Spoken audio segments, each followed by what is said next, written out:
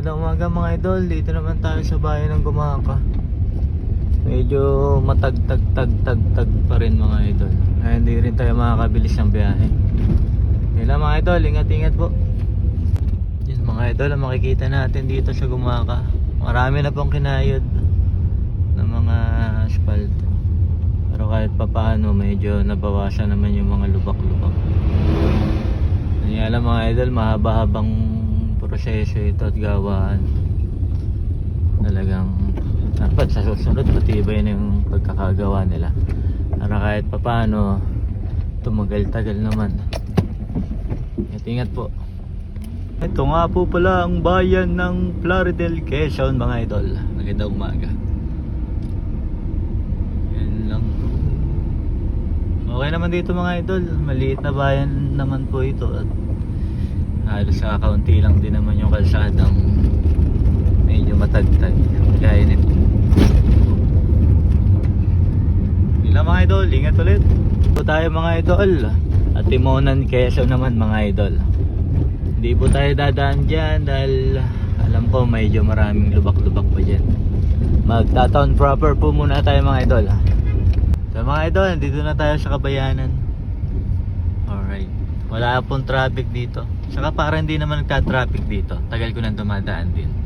Ayan mga idol, palabas na tayo ng bayan ng Timonan. Alright, ingat-ingat po ulit. Mga idol, akit na po tayo ng lumang bitukang manok. Ayan mga idol, ingat-ingat po tayo at ahunin to. Mga idol, napakaganda pong dumaan dito.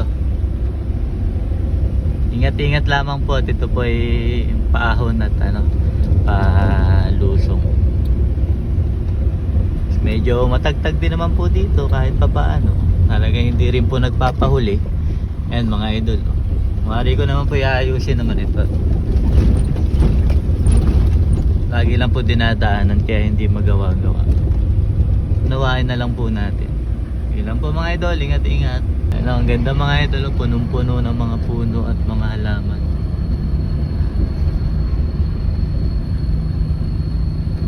Ay, kinidyo din po ang huni ng mga ibon.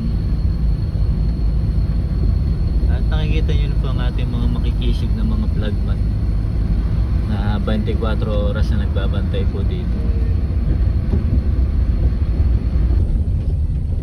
Alamin pa yun. Ha?